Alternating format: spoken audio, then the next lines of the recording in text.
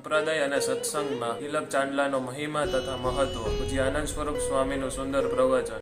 પાણી હોય અને તરસ માટેની, ખોરાક હોય અને આપણી ભૂખ માટેની, આપણી પાસે બુદ્ધિ હોય અને વિદ્યા આપણે સંપાદન ન કરીએ, એમ પ્રમુખ સ્વામી મહારાજ એવું કહેવા માંગતા હતા કે જો તમને સંત મળ્યા છે પણ તમે જો તિલક ચાંદલો ના કરો તો સંત ન મળ્યા જેવું થઈ જાય. પણ એ કદાચ ભારે પડે એટલા માટે પ્રમુખ સ્વામી મહારાજ થોડુંક વાક્ય પોતાનું હળવું કર્યું અને હળવું કરીને પોતે એવું બોલ્યા કે સંતો મળ્યા છે પણ તિલક ચાંદલો કરવું. આ જો તિલક ચાંદલાની મહત્તા છે. મોટા પુરુષ જે તિલક ચાંદલો કરે છે એની પાસે રહે છે, અને જે તિલક ચાંદલો કરતા નથી એના પર રહેમ નજર તો ખરી, પણ કદાચ જતા પણ રહે એવા સંજોગો એ વ્યક્તિના જીવનમાં ઉત્પન્ન થવાની સંપૂર્ણ સંભાવના છે. એવો એક સંકેત પ્રમુખ સ્વામી મહારાજે પ્રસંગ દ્વારા કર્યો. તિલક ચાંદલાની મહત્તાનો આ પ્રસંગ છે. આપણે જો બીજો વિચાર કરીએ કે તિલક ચાંદલો આપણે ક્યાં કરીએ છીએ, એને આપણે જે સ્થાન આપ્યું છે એ સ્થાન ઉપરથી એની મહત્તાનો આપણને ખ્યાલ આવે. આ શરીર છે, શરીરમાં સૌથી વધારેમાં વધારે ઊંચું સ્થાન છે મસ્તક. અને કદાચ કોઈ માણસ ને આપણે એમ કહીએ કે મસ્તકની અંદર કપાળ છે, કપાળ સૌથી ઊંચું છે, તો શંકા કદાચ થાય, કારણ કે મસ્તકનો ઊંચામાં ઊંચો ભાગ તો આ છે. પણ જ્યારે માણસ એકબીજા સામું જોતા હોય, એકબીજા સાથે વાત કરતા હોય, તો આ ભાગને જોતા ના હોય. ક્યારેક કપડા સામું જોઈએ, ક્યારેક ઘડિયાળ સામું જોઈએ, ક્યારેક બૂટ પહેર્યા હોય, ચપ્પલ પહેર્યા હોય એની સામું જોઈએ, પણ મોટે ભાગે માણસ મોઢા સામું જોઈએ છે. અને મોઢાની અંદર પણ મોસ્ટ વિઝિબલ ભાગ છે, સૌથી વિશાળ ભાગ છે એ કપાળ છે. તો એ કપાળ ઉપર તિલક ચાંદલો આપણે કરીએ છીએ, અને કપાળના પણ જે મધ્ય ભાગ છે, મધ્ય ભાગની અંદર આપણે કરીએ છીએ. સેન્ટ્રલી આપણા માટે તો મોસ્ટ ઇમ્પોર્ટન્ટ ભાગ હોય તો એ ભાગ છે, અને એમાં આપણે તિલક ચાંદલાને સ્થાન આપ્યું છે. એ જ તિલક ચાંદલાની મહત્તા છે. એક સાંપ્રદાયિક પ્રસંગ જોઈશું આ સમજવા માટે, અને વિજ્ઞાનના આધારે બીજો પ્રસંગ જોઈશું. બે પ્રસંગના આધારે આપણને ખ્યાલ આવશે કે ખરેખર જીવનની અંદર આધ્યાત્મિકતા સર્વશ્રેષ્ઠ છે. પહેલો પ્રસંગ, સ્વામિનારાયણ ભગવાન એક વખત માંગરોળની અંદર હતા, અને તે વખતે એ બજારમાંથી પસાર થતા હતા, અને એક દુકાન હતી. દુકાનની અંદર એક માણસ એ વેચતો હતો અને કંઈક બોલતો હતો કે લ્યો લવિંગ, લ્યો ઇલાયચી, લ્યો તજ, લ્યો મરી. પણ દુકાનની અંદર આમાંથી કંઈ હતું જ નહીં. દુકાનમાં ત્રાજવાઓ હતા, ખાલી કાંકરાઓ ને પથરા ને એવું બધું હતું, અને એનું વજન કરી કરીને આ વ્યક્તિ પોતે બોલતા હતા. શ્રીજી મહારાજ એની સામે જોયું. મહારાજે પૂછ્યું આ કોણ છે? એટલે હરિભક્તોએ વાત કરી, મહારાજ કબા શેઠ હતા અને મરી મસાલાનો વેપાર કરતા હતા. બહુ મોટું જહાજ ભરીને અહીંયા આગળ આવેલું, અને તે વખતે કાંઠે આવતા વાહન ડૂબ્યું અને કબા શેઠ ગાંડા થઈ ગયા. એટલે બધાને કબો ગાંડો કહે છે. પછી શ્રીજી મહારાજ એક વાક્ય બોલ્યા. મહારાજ કે અમારી દ્રષ્ટિની અંદર જે વ્યક્તિ ભગવાનનું ભજન કરતા નથી એ બધા કબા ગાંડા છે. હવે જો શ્રીજી મહારાજ આપણા ઈષ્ટદેવ છે, આ સાંપ્રદાયિક દ્રષ્ટાંત છે. મહારાજના પોતાના અનુભવ પરથી શ્રીજી મહારાજ આપણને એમ સમજાવવા માંગે છે કે જો જીવનની અંદર માણસ ગમે તેટલો મોટો થાય, એ પ્રાઇમ મિનિસ્ટર થાય, પ્રેસિડેન્ટ થાય, બિલ ગેટ્સ થાય, અને ગમે તેટલી આવડત પ્રાપ્ત કરે કોઈ પણ ક્ષેત્રની અંદર, જો પણ ભગવાનમાં શ્રદ્ધા ન હોય, ભગવાનની ભક્તિ કરતા ન હોય, ભગવાનનું ભજન કરતા ન હોય, તો એ મૂર્ખ માણસ છે, એ ગાંડો માણસ છે, કબો ગાંડો છે. આ સંપ્રદાયનું દ્રષ્ટાંત છે. વિજ્ઞાન કઈ આવું કે છે? વિજ્ઞાન એ પણ આ વાત આપણને કરે છે. જેમાં ઊંડા ઉતર્યા છે એને આ વાતનો ખ્યાલ છે. ડોક્ટર હર્બર્ટ બેન્સન કરીને ઘણા બધા વર્ષો સુધી હાર્વર્ડ સ્કૂલ ઓફ મેડિસિન, એના ડિપાર્ટમેન્ટ ઓફ મેડિસિનના હેડ તરીકે એ પોતે કામ કરતા હતા. MD doctor. એમણે 1970ની સાલથી મંત્રજાપ ઉપર શરીર ઉપર શું અસર થાય એના પર સંશોધનો શરૂ કરેલા. એણે એક પુસ્તક લખ્યું, પુસ્તકનું નામ છે માઇન્ડ બોડી ઇફેક્ટ. એ પહેલા એક પુસ્તક લખ્યું, એ પુસ્તકનું નામ છે ધ રિલેક્સેશન રિસ્પોન્સ. એ પુસ્તકનો બહુ જ ટૂંકની અંદર તમને હું સાર કહું, એ પુસ્તકમાં જ્યારે માણસના જીવનમાં તણાવ આવે, સ્ટ્રેસ, અને માણસના જીવનમાં જ્યારે એન્ઝાયટી ઉત્પન્ન થાય, તો એ દૂર કરવા માટેનો ઉપાય એ પુસ્તકમાં બતાવેલો છે. અને એ પુસ્તકનું વેચાણ અમેરિકાની અંદર સૌથી વધારે એ વખતે થયેલું, નંબર 1 બેસ્ટ સેલર પુસ્તક થયું. પછી ઇન્ટરનેશનલ બેસ્ટ સેલર તરીકે પણ એ પુસ્તક છે એ થયેલું હતું. હવે તણાવ માણસને થાય, પત્ની મરી જાય તણાવ થાય, પતિ મરી જાય તોય તણાવ થાય, દીકરો મરી જાય તોય થાય, કોઈ માણસ પરીક્ષામાં નાપાસ થાય તોય થાય. ટેન્શન, ડિપ્રેશન નાના નાના બાળકોના જીવનમાં અત્યારે આવવા લાગેલા છે. અમે 1982ની સાલમાં પૂજ્ય ડોક્ટર સ્વામી સાથે અમેરિકા ગયેલા, તો તે વખતે ત્યાં આગળ એક ટાઉનની અંદર પધરામણી કરી. તે હરિભક્તના ઘરે 12 વર્ષનો એક છોકરો હતો, બાળક. એટલે મેં એને 3-4 પ્રશ્નો પૂછ્યા કે તમારું નામ શું? એને નામ કીધું, કયા ધોરણમાં અભ્યાસ કરે છે એ વાત કરી, માર્ક કેવા આવે છે, 3-4 પ્રશ્નો પૂછ્યા ને શાંત થઈ ગયો, શાંતિના અંદર જતો રહ્યો. 2 મિનિટમાં એના બાપુજી મારી પાસે આવ્યા અને સ્વામી મને કીધું કે સ્વામી, કે તમે મારા દીકરાને શું પ્રશ્ન પૂછ્યા? મેં કહ્યું સ્વામી, મેં પ્રશ્નો તો આટલા, પેલા હરિભક્તને વાત કરી કે આ પ્રશ્ન મેં પૂછ્યા છે. એણે મને કીધું કે મારા દીકરાને ટેન્શન થઈ ગયું છે. અરે મેં કીધું ટેન્શન? આ 3 પ્રશ્નોમાં ટેન્શન? નામ શું, કયા ધોરણમાં ભણે છે, કેટલા માર્ક? ખાલી ઘર બદલાવાનું થાય ને તોય ટેન્શન થાય, પ્રવચન કરવાનું હોય તોય ટેન્શન થાય. તો એકદમ સુસંગત એ વિષય હતો, એટલા માટે બધા લોકો એની ખરીદી કરી. એમાં એક ટેકનિક બતાવે છે કે કેવી રીતે માણસને જ્યારે કોઈ પણ ક્ષેત્રમાં પરીક્ષાઓ હોય, ગમે તે હોય, જો શાંત થવું હોય તો કેવી રીતે શાંત થવાય એનું વર્ણન કરેલું છે. કે પહેલા તો કોઈ ખુરશી ઉપર એકાંત સ્થળમાં બેસી જવું, પછી સભાન રીતે પોતાના બધા જ શરીરના સ્નાયુઓ છે એને શિથિલ કરવા, પછી મંત્ર જાપ અથવા તો કોઈ પણ એક શબ્દ હોય ચાલે, ભલે મંત્ર ના હોય, એને 20 મિનિટ સુધી સતત એનું ઉચ્ચારણ કરવું. અને તે વખતે કોઈ વિરોધી વિચાર આવે એના તરફ ઉપેક્ષા ભાવ રાખવો. આ 4 મેથડ એટલે રિલેક્સેશન રિસ્પોન્સ. અમેરિકામાં મિલિયન્સ ઓફ પીપલ સવારે સાંજે 15 મિનિટ 20 મિનિટ આ ટેકનિક કરવા લાગ્યા. એનાથી જીવનમાં લાભ થવા લાગ્યો. પણ એ વ્યક્તિએ સંશોધન કર્યા, અને સંશોધન કર્યા પછી બીજું પુસ્તક બહાર પાડ્યું, અને એ પુસ્તકનું નામ છે beyond the relaxation response. Relaxation response કરતા પણ આગળની વાત. એ આગળની કઈ વાત? અધ્યાત્મમાં શ્રદ્ધા, તત્વજ્ઞાનની અંદર શ્રદ્ધા, ભગવાનમાં શ્રદ્ધા. જો કોઈ માણસ ખરેખર માને અને માનીને આ જો રિલેક્સેશન રિસ્પોન્સ કરે, તો વ્યક્તિએ કલ્પના પણ ન કરી હોય એટલા બધા લાભ એના જીવનમાં થાય. એનું વર્ણન એને કરેલું છે. એને બહુ એક આશ્ચર્યકારી ઘટનાની નોંધ કરી છે અંદર. પહેલા કે બીજા પાના ઉપર જ નોંધ છે. 1965 થી 70ની સાલમાં એક બહુ જ મોટી 70 mm ની ફિલ્મ આવેલી. એને ઘણા બધા ઓસ્કર એવોર્ડ્સ પ્રાપ્ત થયેલા. એ ફિલ્મનું નામ ધી લોરેન્સ ઓફ અરેબિયા. એક બ્રિટિશ માણસ હોય છે, એ આરબ તરીકે ફિલ્મમાં એક્ટિંગ કરે છે, પીટર ઓટુલ. જે મિસ્ટિક ઇન્ડિયા ફિલ્મમાં જેની આપણે ઇંગ્લિશમાં કોમેન્ટ્રી લીધેલી છે, એ જ વ્યક્તિ અત્યાર સુધીમાં 8 વખત ઓસ્કર નોમિનેશન એ વ્યક્તિને, આ બ્રિટિશ એક્ટરને પ્રાપ્ત થયેલા છે. એ પોતે જ લોરેન્સ થયેલા હતા.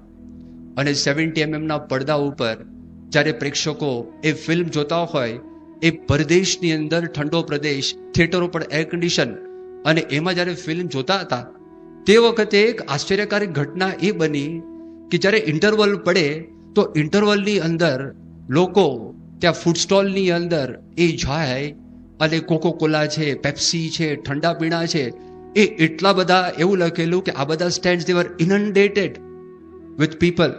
માણસો વારંવાર એ લોકો માગણી કરતા હતા. બધાને નવાઈ લાગી, એર કન્ડિશન થિયેટરમાં માણસને તરસ ન લાગે. આ તરસનું કારણ શું?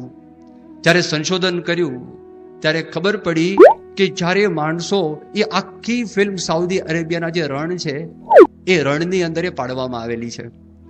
અને એનું મ્યુઝિક, એની કોમેન્ટ્રી અને આ વ્યક્તિની એક્ટિંગ એટલા બધા પાવરફુલ હતા કે દરેક પ્રેક્ષકો એ જ્યારે ફિલ્મ જોતા તો એવું કહેવાતું, they were identifying themselves with the waterless conditions of the desert so thoroughly. આ ડેઝર્ટના રણના જે કન્ડિશન સાથે, વોટરલેસ પાણી વગરની કન્ડિશન સાથે પોતે એટલા બધા એકાકાર થઈ ગયા હતા, એ લોકોના મનમાં એવું જ લાગતું હતું કે લોરેન્સની સાથે આપણે પણ રણની અંદર વિચરણ કરીએ છીએ.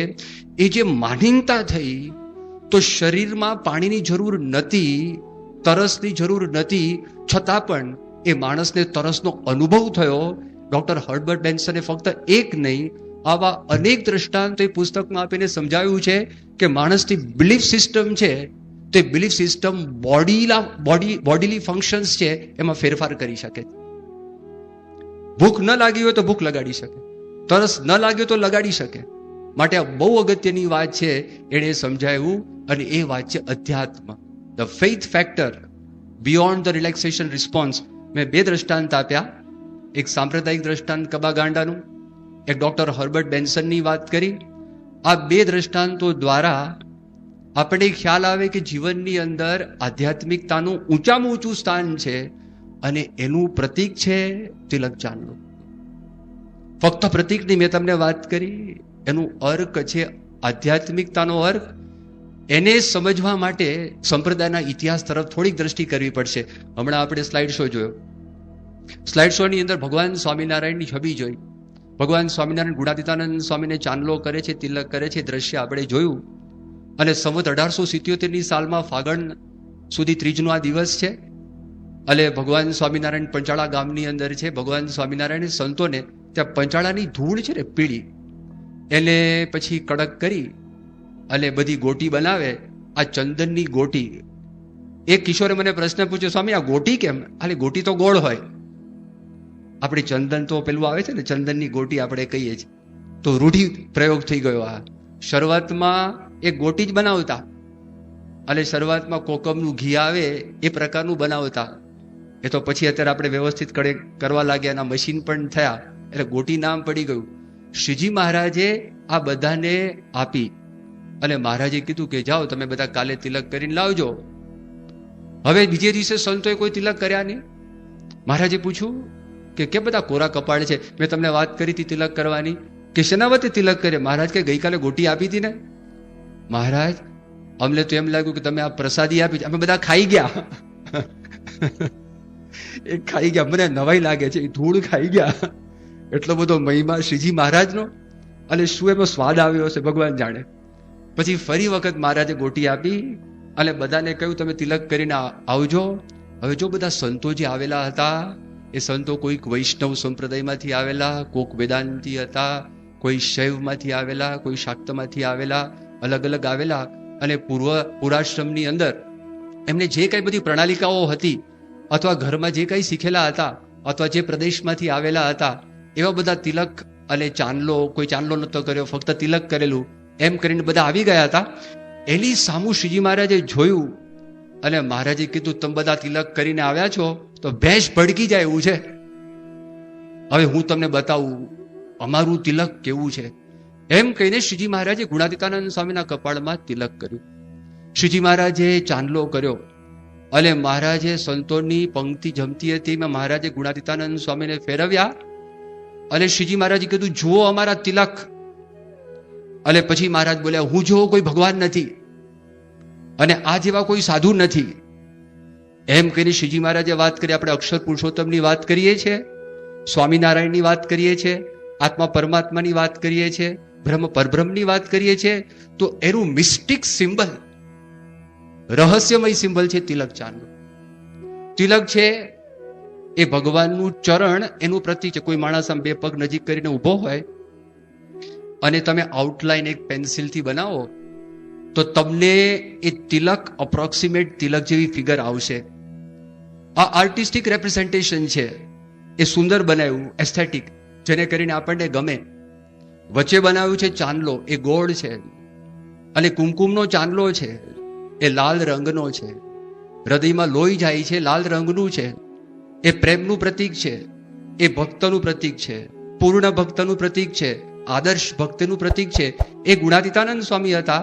એ શ્રીજી મહારાજ સમજાવે છે કે આ ગુણાતીતાનંદ સ્વામી છે એ મારા આદર્શ ભક્ત છે, આદર્શ સાધુ છે. જો ગોળ છે એ પૂર્ણ ફિગર છે, ચોરસ પણ પૂર્ણ ફિગર છે, પણ ખૂણા છે, ખૂણા વાગે. ગોળમાં કોઈ વસ્તુ આપણને વાગે નહીં. જો આપણામાં સ્વભાવ પ્રકૃતિ ખરાબ હોય તો બીજાને આપણે નડીએ, પોતાની જાતને નડીએ બીજાને નડીએ. એ પૂર્ણ વ્યક્તિ ન કહેવાય. જ્યારે ગોળ છે, પૂર્ણ ફિગર છે, એ આદર્શ ભક્તનું પ્રતીક છે. તો જો શ્રીજી મહારાજે આપણને આ વાત સમજાવી એટલે આપણને ખબર પડે કે આ સામાન્ય વાત નથી, અતિ અસામાન્ય વાત છે. અને આ તિલકની પરંપરામાં આપણને કદાચ કોઈ પ્રશ્ન પૂછે, શરમાવા જેવી વાત નથી. વૈદિક સમયથી લઈને અત્યાર સુધી આ પરંપરા અને આ પ્રણાલિકા એ આપણા દેશની અંદર આપણને જોવા મળે છે. ઋગ્વેદ આખા વિશ્વનો સૌથી ઓલ્ડેસ્ટ સ્ક્રિપ્ચર, જૂનામાં જૂનો ગ્રંથ છે. આ ઋગ્વેદની અંદર આપણને ઉલ્લેખ મળે છે. યજ્ઞીય સંસ્કૃતિ હતી. જ્યારે યજ્ઞ થાય, યજ્ઞની અંદર બધી રાખ થાય ને, તો એ રાખને દરવી નામનું એક સાધન, એના દ્વારા એ રાખને લઈ અને કપાળ ઉપર લેપન કરવાનો ઉલ્લેખ ઋગ્વેદની અંદર છે. ઋગ્વેદ પછી એ આરણ્યક સંહિતા આવે છે. એની અંદર પણ ભસ્મ ધારણ વિધિનો ઉલ્લેખ કરવામાં આવેલો છે. જેમ વેદ અગત્યના છે ને, એમ આગમો પણ અગત્યના છે. આપણા એક સ્વામી આગમ ઉપર પીએચડી થયેલા છે. તમારે સુરતમાં પ્રભુચરણ સ્વામી પીએચડી થયેલા છે. એમ પરમેશ્વર સ્વામી, પરમ પુરુષ સ્વામી ગાંધીનગરની અંદર રહે છે. એમણે પંચરાત્ર આગમ ઉપર પીએચડી કરેલું છે. એટલે વૈદિક પરંપરા છે, આગમોની પરંપરા છે. આગમોની પરંપરામાં પારમેશ્વર સંહિતા છે. એ સંહિતાની અંદર પણ તિલક વિધિ એનું વિગતથી વર્ણન કરવામાં આવેલું છે. કયા દ્રવ્યથી તિલક કરવું, કયા રંગનું તિલક કરવું, કઈ આંગળીથી તિલક કરવું, કયા રંગનું કર્યું હોય તો શું પ્રભાવ પડે, અને કઈ આંગળીથી કર્યો હોય તો શું લાભ થાય, એનું વિગતથી વર્ણન કરવામાં આવેલું છે. રામાયણની અંદર પણ ઉલ્લેખ છે. સીતાજી હનુમાનજી સાથે ભગવાન શ્રી રામ ઉપર સંદેશ મોકલે છે અને ભગવાન શ્રી રામનું વર્ણન કરે છે. એ ભગવાન શ્રી રામના વર્ણનની અંદર ભગવાન શ્રી રામના કપાળ ઉપર એ લાલ રંગનું તિલક હતું, એવું વર્ણન એ સીતાજી એ પોતે કરે છે. મહાભારતમાં તો ઠેર ઠેર તિલકનો એ ઉપયોગ છે, પ્રયોગ છે, એ પ્રયોગ કરવામાં આવેલો છે. આપણું સંસ્કૃતનું વિપુલ સાહિત્ય છે. કવિ કાલિદાસે એના રઘુવંશની અંદર આનો ઉલ્લેખ કરેલો છે. ભરત મુનિએ નાટ્યશાસ્ત્રમાં આનો ઉલ્લેખ છે, એ ઉલ્લેખ કરેલો છે. એનો અર્થ શું થયો કે વૈદિક સમયથી લઈને આજ દિવસ સુધી આ તિલક ચાંદલો એ લોકો કરતા હતા. એ સમાજની અંદર આનું પ્રચલન બહુ સારું એવું હતું. અને આપણે જો બીજો વિચાર કરીએ, લોકો તો વાત કરે ભાઈ તમારું બધું સાહિત્ય છે, મિથ છે, તમારું સાહિત્ય છે, આમાં નક્કર પુરાવા છે, ઇતિહાસ છે. લોકો શંકા કરે છે.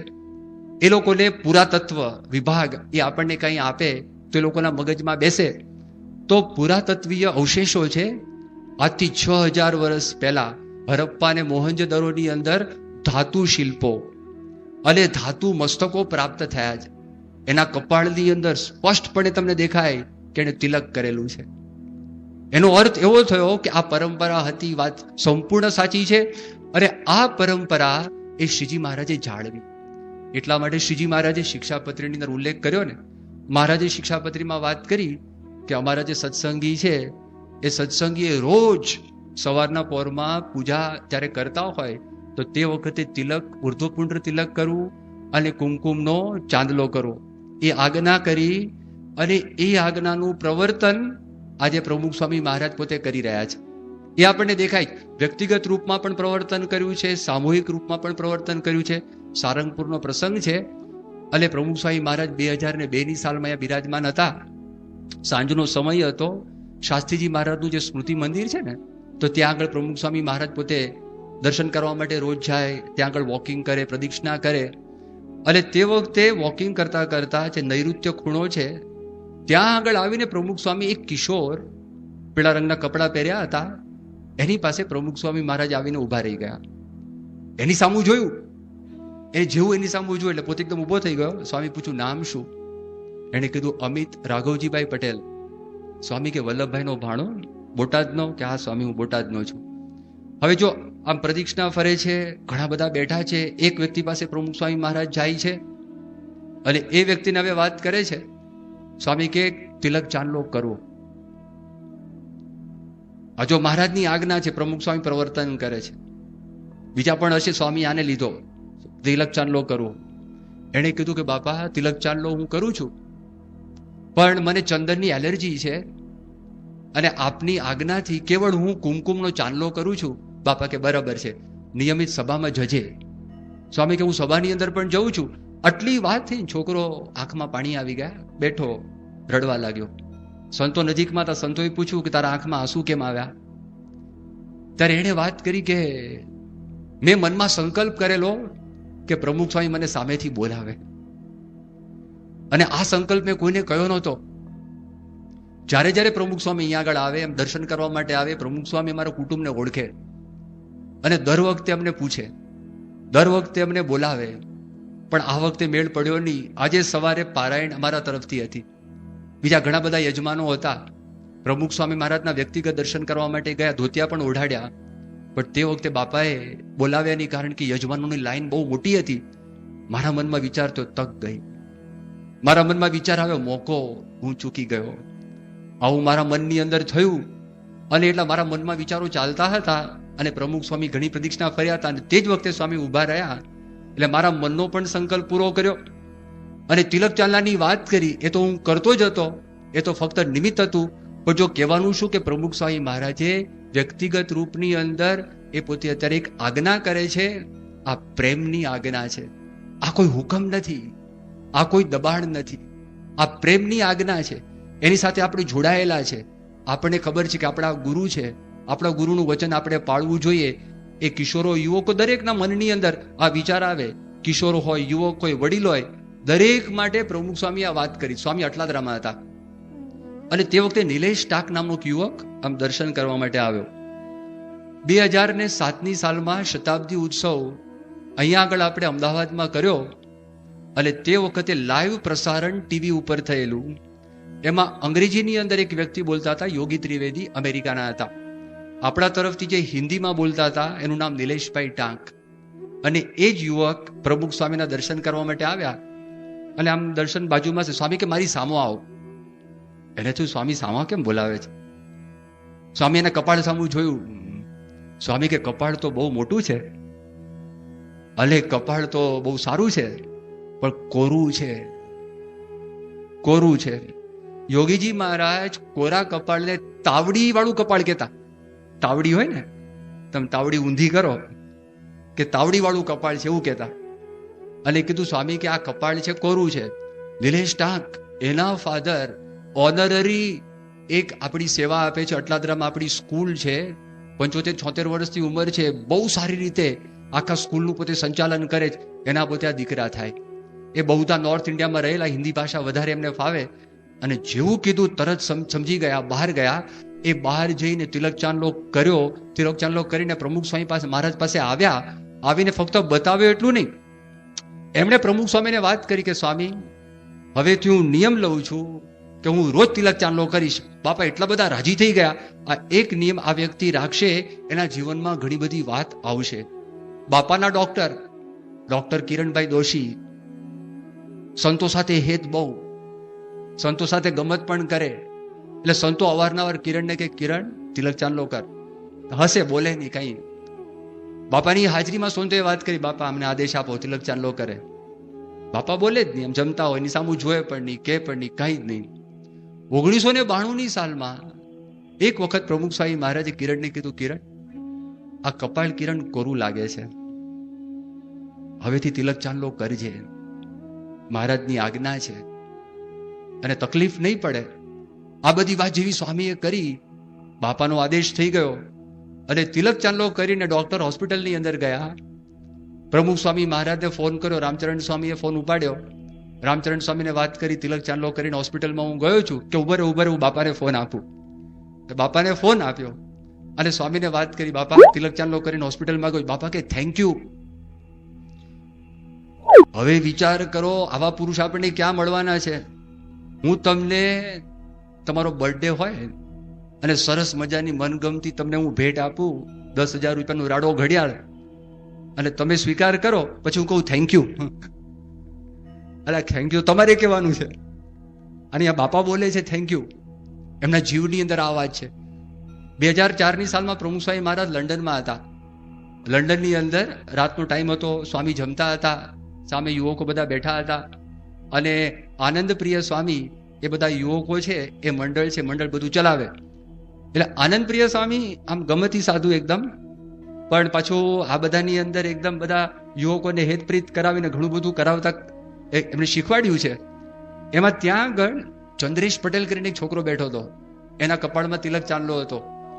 આનંદ પ્રિય સ્વામી બાપાને વાત કરી કે સ્વામી આમનું કપાળ, ચંદ્રેશનું કપાળ શોભે છે? બાપાએ કીધું અતિ. હવે શોર્ટ મારે છે. આનંદ પ્રિય સ્વામી કે બાપા કાયમ માટે કરે તો તમને ગમે? બાપા કે અતિશય ગમે. એનો અર્થ એમ કે એ કાયમ માટે કરતો નહોતો, ખાલી બાપા હતા એટલે કરીને આવેલો. બાજુમાં ચંદુ બેઠો હતો, બે મિત્રો. બાપાએ ચંદુને પૂછ્યું, ચંદુ તારા લગ્ન થયા તે વખતે ચાંદલો કરેલો? બાપા આવડો મોટો, બોલવામાં પાછો એવો સુરવીર, આવડો મોટો. એટલે સ્વામી ચંદ્રેશે કીધું, ચંદ્રેશ તને શરમ કેમ લાગે છે? ચંદ્રેશ કે બાપા શરમ લાગે છે. સ્વામી કે શરમ શેની લાગે છે? સ્વામી કે શરમ તિલક ચાંદલાની મને લાગતી નથી ચંદ્રેશ કે, પણ મને બાપા શરમ એ વાતની લાગે છે કે આપે મને 4 વખત કીધું અને મેં હજી સુધી શરૂ કર્યો નથી ને, એની મને શરમ લાગે છે. આજથી હું નિયમ લઉં છું કે હું કાયમ માટે તિલક ચાંદલો કરીશ. ફક્ત હું નહીં, અહીંયા બધા યુવકો બેઠા છે, એ યુવકો પણ એ 100% એ તિલક ચાંદલો કરશે. બોલો કરશો કે નહીં? એટલે બધાના હાથ ઊંચો કે અમે કરીશું તિલક ચાંદલો બાપાની હાજરીની અંદર. એટલે એમને વાત કરી. 2007માં પ્રમુખ સ્વામી મહારાજ શિકાગોની અંદર હતા, અને શિકાગોની અંદર ત્યાં આગળ એક યુવક કિશોર હતા, બાપા પાસે આવ્યા. એના પિતાજી એમની સાથે હતા. સ્વામીની સામે જોયું, વાલ કર્યું, મસ્તક ઉપર આમ હાથ મૂક્યો. પછી સ્વામી કીધું કે જો તારા બાપુજી સામુ જો, તારા પિતા છે એ પિતાના કપાળની અંદર તિલક ચાંદલો કેટલો સરસ લાગે છે. એટલે છોકરો કે બાપા મારા બાપુજી આજે જ કર્યો છે. સ્વામી હસી પડ્યા. સ્વામી કે મને છેતરવા આવ્યો છે? સ્વામી કે આવી રીતે ભક્તિ ના કરવી, છેતરવા માટે ભક્તિ ના કરવી, દંભથી ભક્તિ ના કરવી, રોજ કરો.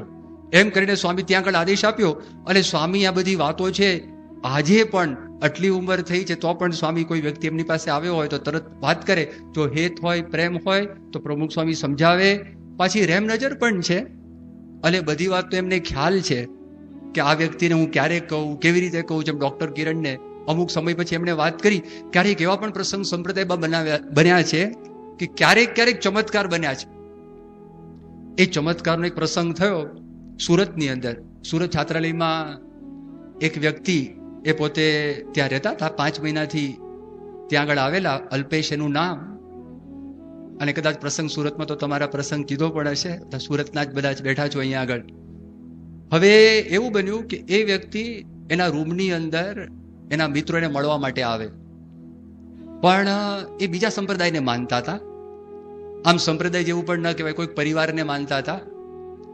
અને ત્યાં આગળ રૂમ પર આવે, સંસ્થાનું ખોદે, સંસ્થાનું વાંકું બોલે, પ્રમુખ સ્વામી મહારાજનું વાંકું બોલે, સંતોનું વાંકું બોલે, હરિભક્તોનું વાંકું બોલે કે આ લોકો આમ કરે છે, તેમ કરે છે, કે મારા મનની અંદર અભાવ ઉત્પન્ન થઈ ગયો. તો અલ્પેશે પ્રમુખ સ્વામીને પત્ર લખ્યો. હવે એક વખત રીડિંગ રૂમમાં ત્યાં પોતે વાંચતા હતા, ગરમી હતી, અને તે વખતે બધું એને શર્ટ કાઢી નાખેલું. અને ત્યાં કોઈ સફાઈ કરવાવાળો વ્યક્તિ સીતારામ કરીને, અત્યારે છે કે નહીં ખબર નહીં, પણ તે વખતે સીતારામનો કોઈ વ્યક્તિ હતા. એટલે એણે કીધું અલ્પેશને, અલ્યા ઘંટી નથી પહેરી? તો કે ના. તિલક ચાંદલો નથી કર્યો? ના. પ્રમુખ સ્વામી કરશે ને તો કરીશ, જા. એટલે પ્રમુખ સ્વામી આવીને મને કહે ને તો કરીશ. એ બધી વાત પતી ગઈ. અને પછી રીડિંગ પતી ગયું, એ પોતે આરામ માટે જતા હશે, અરીસાની અંદર જોયું ને તો કપાળની અંદર ચાંદલો, ચંદનનો. એને જોયું, મેં તો કર્યું નથી, ચાંદલો આવ્યો કેવી રીતે? કંઈક મિરરમાં ગડબડ છે. મિરરમાં તો હોય નહીં, એ તો આપણું રિફ્લેક્શન બતાવે. પછી એને ખંખેર્યો, એને જોયું તો ચંદન નીકળ્યું, અને પછી એને બાપાને પત્ર લખ્યો કે આજે જ મેં પૂજા લઈ લીધી, કાલથી રોજ પૂજા કરીશ, તિલક ચાંદલો કરીશ. આજે કંઠી પહેરી, વર્તમાન પણ મેં ધારણ કર્યા અને મારા હૃદય સિંહાસન ઉપર ગુરુ તરીકે મેં આપને બિરાજમાન કર્યા છે. આપના ચરણોમાં એ પ્રાર્થના કરું છું, આપ મારા પર દયા કરજો, આપ મારા પર કૃપા કરજો અને કાયમ માટે મને આ સત્સંગ નભે એવી બધી વાતો પ્રમુખ સ્વામી મહારાજ લંડનમાં હતા. એ પણ 2004ની સાલનો પ્રસંગ છે, 8મા મહિનાનો પ્રસંગ છે અને બાપાને આ પત્ર ત્યાં આગળ મળ્યો. એક ક્યારેક આવા ચમત્કાર પણ થઈ જતા હોય. હમણાં જેમ વાત કરીને કે માણસ શા માટે અટકે છે, શ્રીજી મહારાજની આજ્ઞા છે, વૈદિક પરંપરા છે, એસ્થેટિક છે, બીજો કોઈ પ્રશ્ન નથી, દેખાવમાં કઈ આ કઢુંગું નથી. ઘણા તમે તિલક જો આપણને બીક લાગે, આપણે બીક લાગી જાય. ઓલા જે નીકળ્યું છે ને કે બાવા પકડી જશે, એવા બધા બનાવેલા હોય. મહારાજે સૌમ્ય રૂપ આપ્યું છે તો પણ માણસ અચકાય છે. શા માટે અચકાવાનું કારણ એક જ છે, કોઈ આપણી મશ્કરી કરે એ સહન ન થાય, કોઈ આપણું અપમાન કરે એ સહન ન થાય, કોઈ વ્યંગ કરે એ સહન ન થાય. ફક્ત આટલી જ વાત છે, બીજી કોઈ વાત નથી.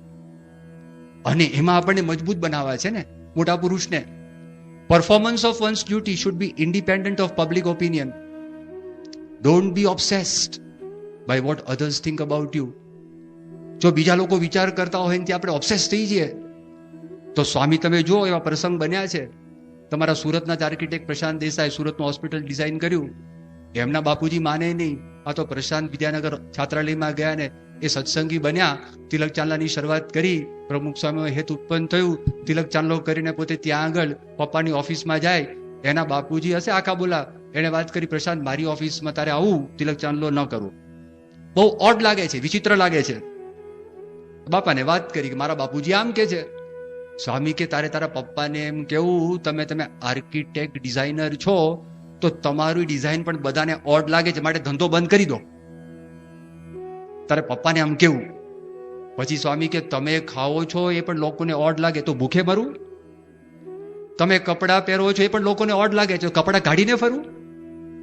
આ બધા સ્વામીએ વાતો કરી. સ્વામી તો શબ્દ એવો નાગો શબ્દ વાપર્યો. સ્વામી કે તમારા કપડાં લોકોને ગમતા નથી તો નાગા થઈને ફરું. તો આ દુનિયાની અંદર આપણી ઘણી બધી વાતો લોકોને ગમતી નથી, પણ ભગવાનને સંજો રાજી થાય તો એ આપણે કરવું છે, એ નજર સામે આપણે રાખવું. આ દુનિયાનું સ્વામી કે કામ કરવું હોય તો પણ લોકો સામે જોવે ના ચાલે. સત્સંગનું કામ કરવું હોય લોકો સામે જોવે ના ચાલે.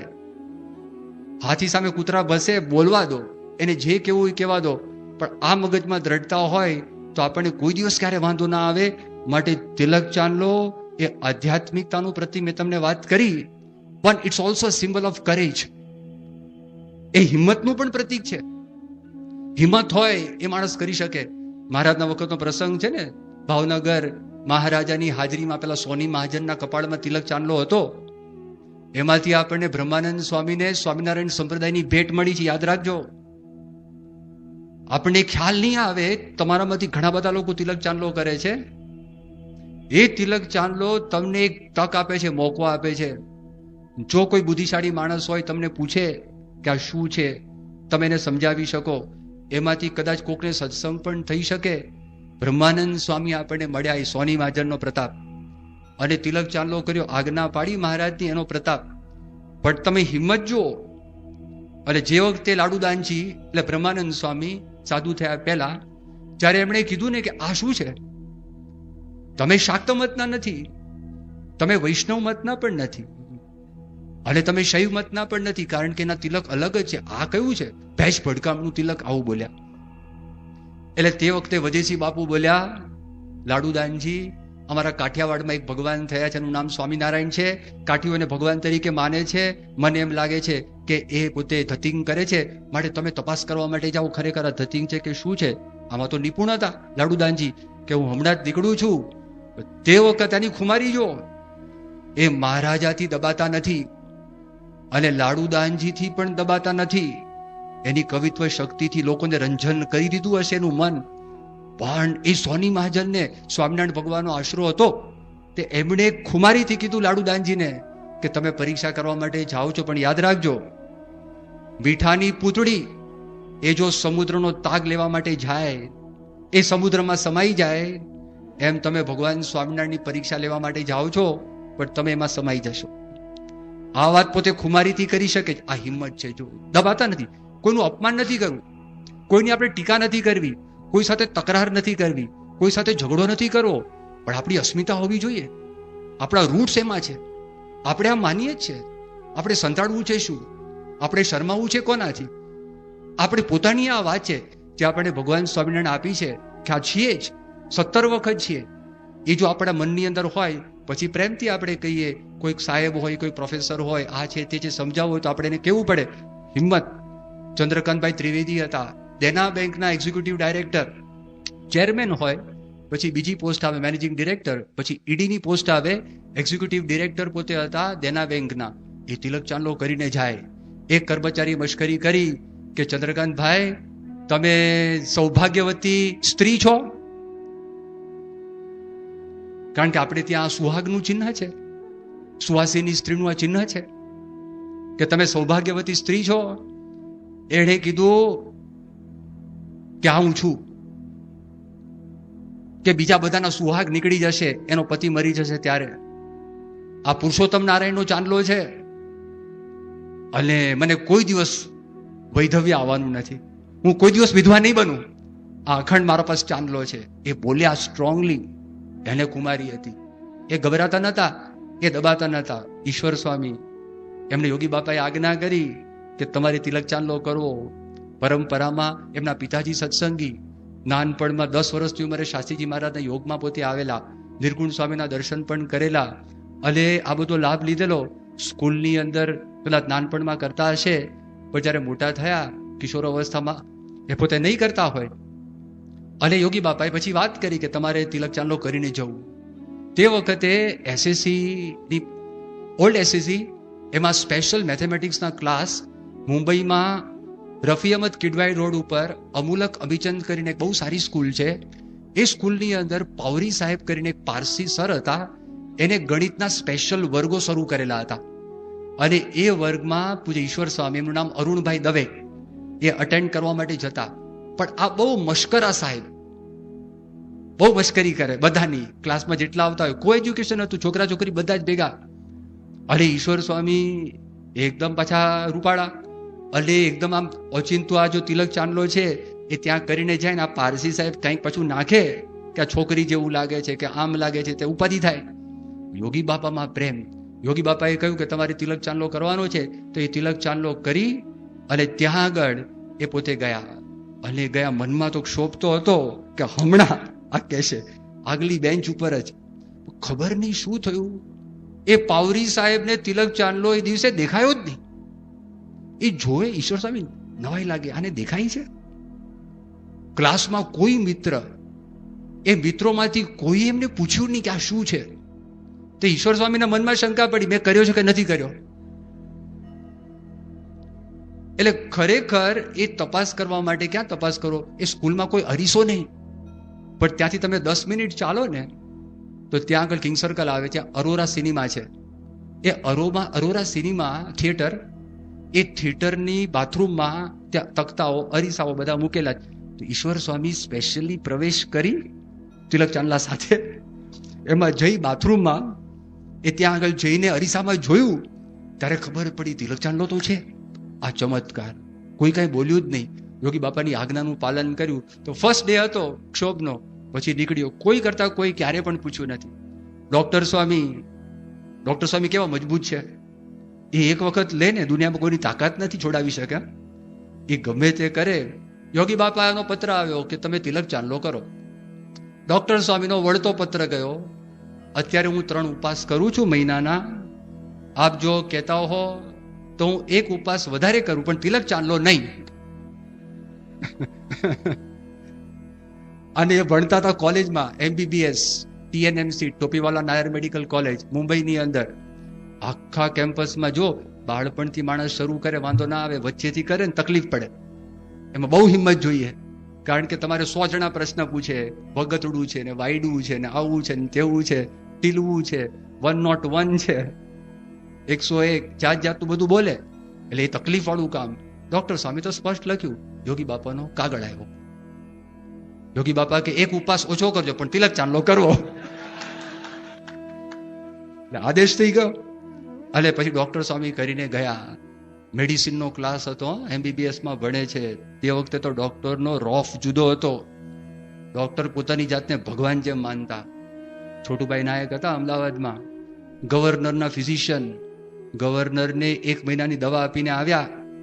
7 દિવસ પછી ગવર્નરના સેક્રેટરીએ ફોન કર્યો છોટુભાઈને કે ભાઈ 7 દિવસ થયા છે.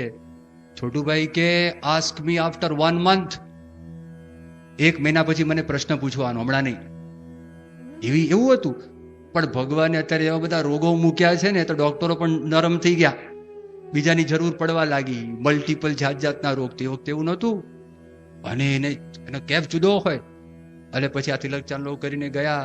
મેડિસિનનો ક્લાસ ચાલતો હતો. મશ્કરીમાં પૂછ્યું કે વોટ ઇઝ ધીસ? અને ડોક્ટર સ્વામીને તાકાત આવી ગઈ. ડોક્ટર સ્વામીએ પ્રોફેસરને કીધું કે this is not the class of religion, this is a class of medicine. If you have any questions about religion, you ask me outside the class, not here.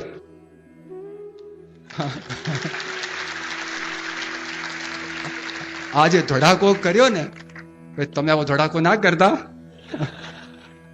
તમને આમ ચડી જાય. પણ ડોક્ટર સ્વામી પાછા એવા હતા ખરા.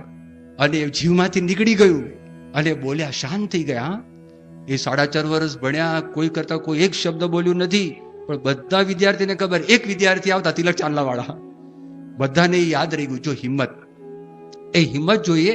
અને જો માણસના જીવનમાં હિંમત હોય તો એને ભગવાન લાભ પણ કરાવે છે.